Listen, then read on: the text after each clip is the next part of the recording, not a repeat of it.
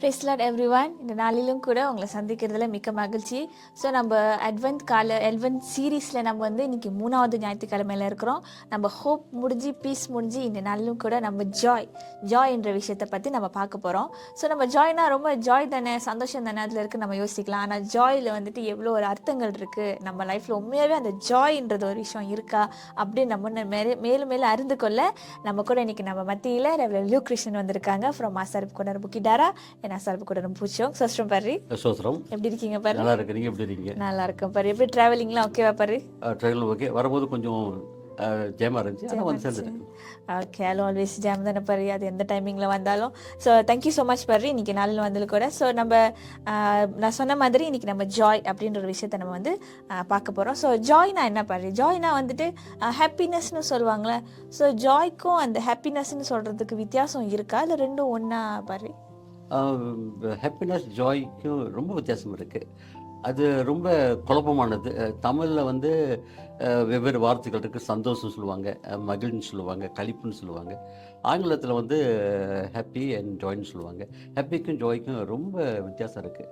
Happy என்பது அது உலகத்திலிருந்து வரக்கூடியது. அது நிரந்தரம் இல்லாதது, அது நிரந்தரம் இருக்காது, இருக்கும் போயிடும். வரேன் உதாரணமாக ஒரு தோட்டப்புறத்தில் போனால் சம்பளம் எடுப்பாங்க. சம்பளம் எடுத்த பிற்பாடு அவங்களுக்கு வந்து ஒரு 10ஆம் தேதி வரைக்கும் மகிழ்ச்சியாக இருப்பாங்க, ரொம்ப மகிழ்ச்சியாக இருக்கும், நல்லா இருக்கும். ஆனால் அந்த 10ஆம் தேதிக்கு பிற்பாடு பார்த்தியா அந்த மகிழ்ச்சிக்கு போயிடும்.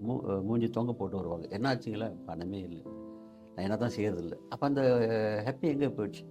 அது நிரந்தரம் இல்லை, அது சூழ்நிலைக்கு ஏற்ப அது மாறிக்கிட்டே இருக்கும்.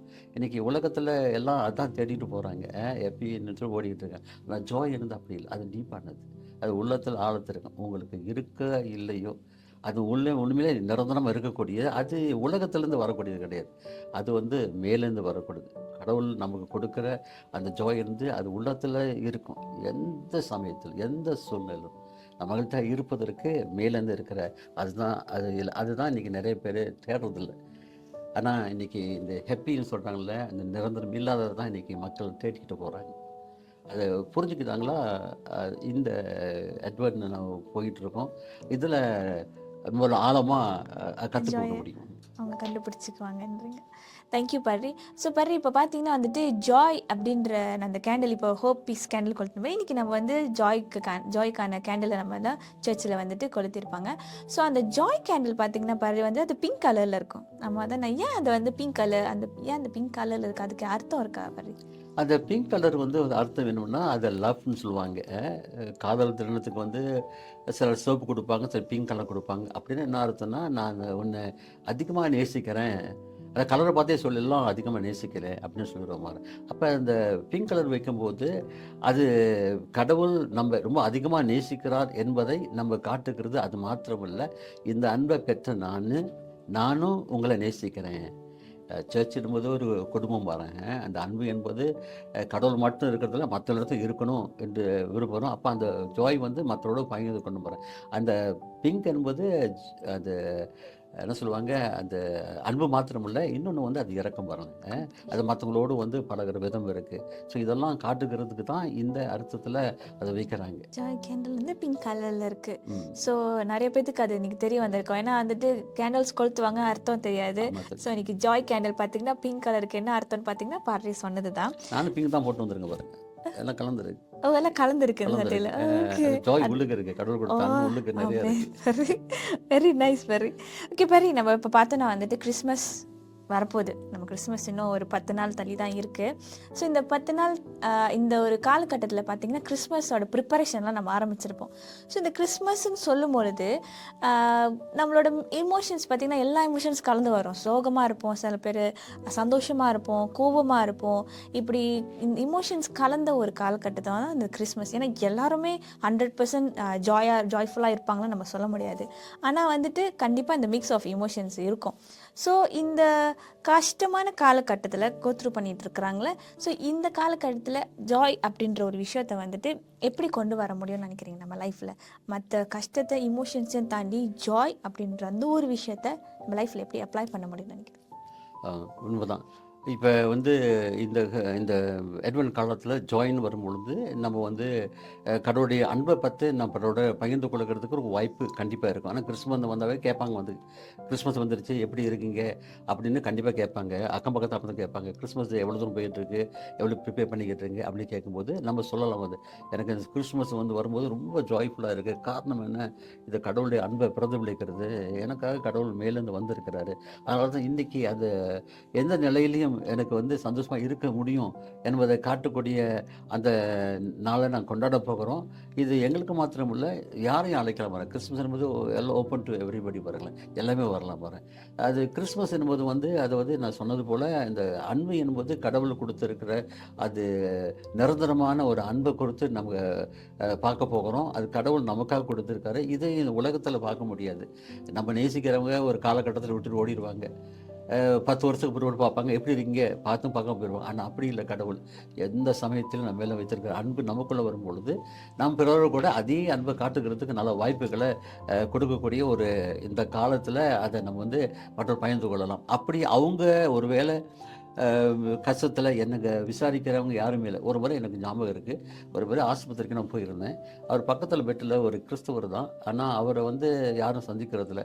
அவரையே ஏங்கிக்கிட்டு இருந்தார். நாங்கள் பக்கத்தில் போயிட்டு ப்ரே பண்ணிக்கிட்டு போது அவர் எங்களை உத்து பார்த்தார். பார்க்கும்போது தெரிஞ்சு அவர் ஏதோ எதிர்பார்க்குறாரு அப்படின்னு எங்களுக்கு தெரிஞ்சு. உடனே கிட்ட போய் சொன்னேன், ஐயா எப்படி இருக்கீங்களா, இருக்கீங்களா, ஏங்க ஒரு மாதிரியாக இருக்கீங்கன்னு சொன்னேன். இல்லை, எனக்காக ப்ரே பண்ணுவீங்களா, என்னை வந்து விசாரிக்கிறது யாருமே இல்லை, நான் தனியாக இருக்கிறேன் அப்படின்னு சொன்ன பிறகு அவர் இடத்துல போய்ட்டு ப்ரே பண்ணிவிட்டு கடவுளோட அன்பை பற்றி சொன்னோம். அவங்க ஏங்கிக்கிட்டு இருக்காரு.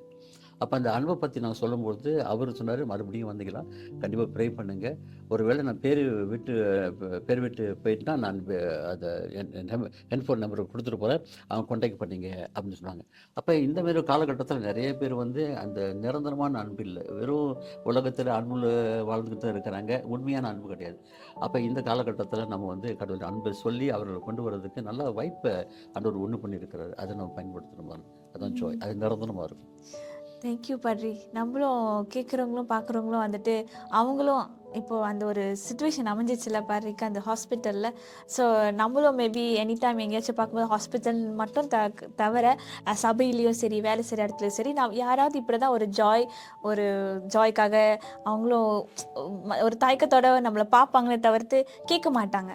ஸோ நம்ம ஏதோ யாரையும் நோட்டீஸ் பண்ணோம் அப்படின்னா சொல்லிட்டு பாடுற எடுத்த அந்த இனிஷியேட்டிவ், அந்த மூவ் போல் நம்மளும் போயிட்டு அவங்கக்கிட்ட விசாரிக்கும் பொழுது நமக்குள்ளே அந்த ஒரு ஜாய் கண்டிப்பாக வருந்த பாரு. ஸோ பாரு, நம்ம பார்த்தோன்னா வந்துட்டு இந்த கிறிஸ்மஸ் காலகட்டத்தில் வந்துட்டு நம்ம ஏன் அப்படி ஒரு பெரிய சந்தோஷமான விஷயம் நம்ம ஏன் கொண்டாடுறோம் பார்த்தீங்கன்னா, இயேசுவோடைய பிறப்பு. அதை நம்ம அப்போவும் செலிப்ரேட் பண்ணாங்க, இப்போ வரைக்கும் நம்ம செலிப்ரேட் பண்ணிக்கிட்டு தான் இருக்கோம். ஏன்னா அது ஒரு ரொம்ப சந்தோஷமான விஷயம். ஸோ அந்த இயேசுவோடைய பிறப்பு வந்துட்டு தேவதூதன் வந்து அவங்க ஒன்றும் பார்க்கவே இல்லை, தெரியும் போது எல்லாரும் செலிப்ரேட் பண்ண வச்சுட்டாங்க. ஏன்னா அது அவ்வளோ சந்தோஷமான ஒரு விஷயம். ஸோ அந்த சந்தோஷமான அந்த ஒரு இயேசுடைய பிறப்பை வந்துட்டு நம்மளோட லைஃப்பை வந்துட்டு எப்படி இன்ஸ்பயர் பண்ணுதுன்னு நினைக்கிறீங்க பாரு? அந்த காலகட்டத்தில் வந்து உங்களுக்கு தெரியும், இயேசு கிறிஸ்து பிறக்கும்போது பரம சேனைகள் வந்தாங்க. அந்த செய்தி எங்கே போனதுன்னா, அந்த ஆடு மேய்க்கிறவங்க அவங்களாம் ஒதுக்கப்பட்டவர்கள். அவங்க வந்து நான் இஸ்ரேல் போயிட்டு வந்தேன், தெரியும் பாரு, அவங்க ஒதுக்கப்புறத்தில் இருப்பாங்க. அவங்கள யாரும் கண்டுக்க மாட்டாங்க. அவங்க வாழ்கிற வாழ்க்கை வந்து அவங்க ஒரு கூட்டமாக இருந்தாங்க. அப்படி இருக்கும்போது ஒதுக்கப்பட்டவர்களை ஆண்டவர் வந்து அந்த இடத்துல பரமசேனைகள் வந்து சந்தோஷம் கொடுக்குறாரு. உங்களுக்கு வந்து இன்றைக்கி கர்த்தராகிய ஆண்டவர் பிறந்திருக்கிறார் என்று ஒரு அன்பை பகிர்ந்து கொள்ளும்போது அவங்க அடுத்தவங்களுக்கு சொல்ல ஆரம்பித்தாங்க. அடுத்தவங்களுக்கு அவங்க தான் மேய்ப்பர்கள்லாம் சொல்லிக்கிட்டே போவாங்க பாரு, அதை சொல்லிக்கிட்டே போவாங்க. அதே போல் இந்த கடவுள் நமக்கு வந்து சொன்னது நம்ம பகிர்ந்துக்கலாம். உதாரணம் என்ன எடுத்துக்கிட்டால், நாங்கள் வந்து தோட்டப்புறத்தில் வாழ்ந்தோம், ரொம்ப கஷ்டப்பட்டுக்கிட்டு இருந்தோம் இல்லையா, கஷ்டப்பட்டுக்கிட்டு இருந்தோம். அந்த நேரத்தில் வந்து இயேசு பற்றி சொல்லும் பொழுது நாங்கள் வந்து ஆரம்பத்தில் எங்களுக்கு வந்து ஏற்றுக்கொள்ள கஷ்டமாக தான் இருந்துச்சு. ஆனால் சொன்னவர் நம்ம அண்ணன், அவர் வந்து எப்படி தன் வாழ்க்கையில் இந்த இயேசுவை அறிந்து கொண்டார் என்று அவர் வாழ்க்கையை பற்றி சொல்லும் பொழுது, சரி நம்மளும் ஏற்றுக்கொள்வோமேன்னு சொல்லி அவர் ஏற்றுக்கொண்ட பிற்பாடு கிட்டத்தட்ட 40 ஆண்டுகள் ஆயிடுச்சு.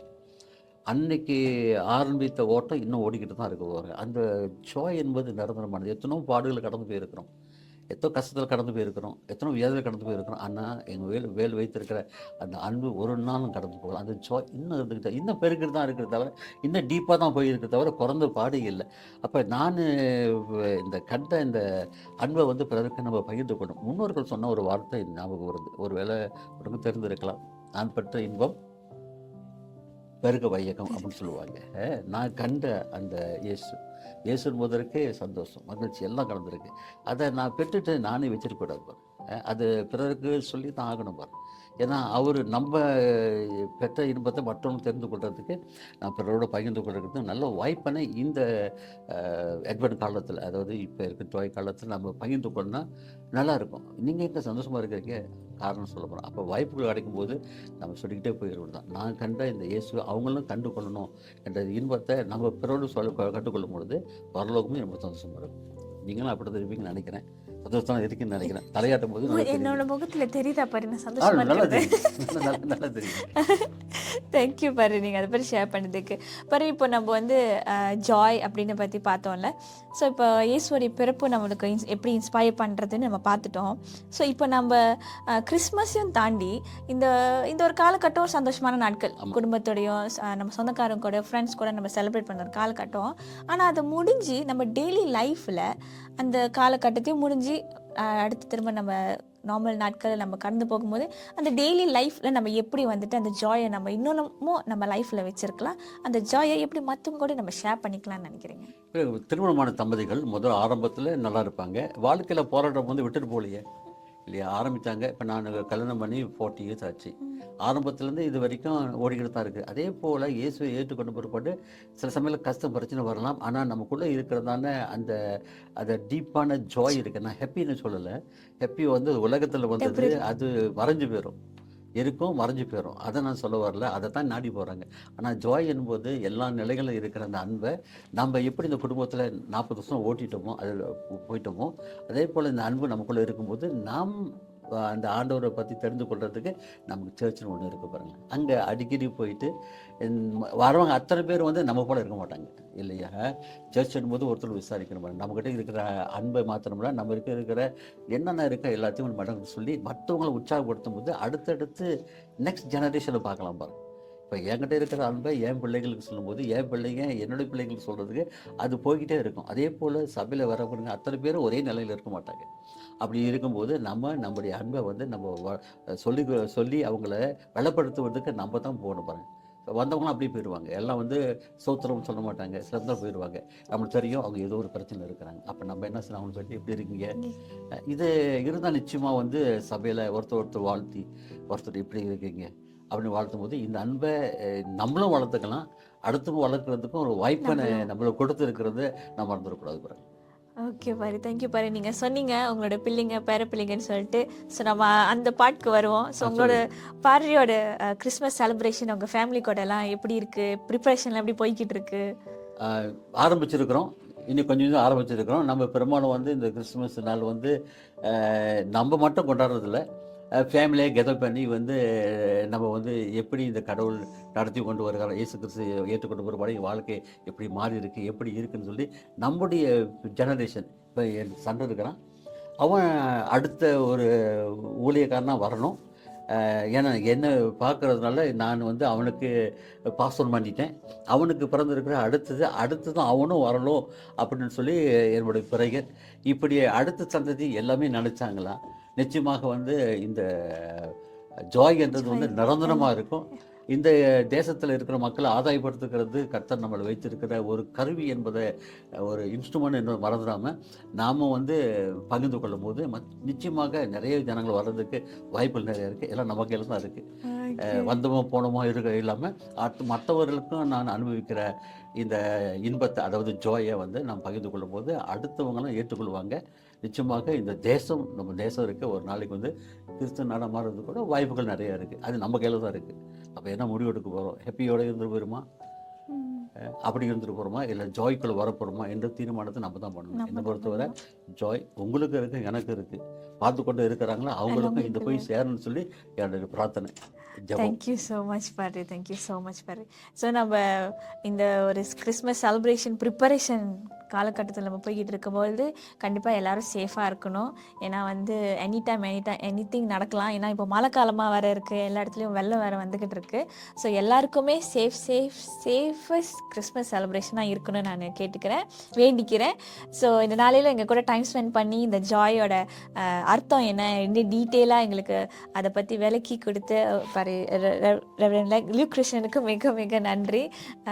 இந்நாள் இன்னைக்கு இந்த டைம் எடுத்து இங்கே வந்ததுக்கும் ரொம்ப நன்றி பாரு. ஏதாச்சும் சொல்ல விரும்புறீங்களா பாரு பார்க்குறவங்களுக்கு?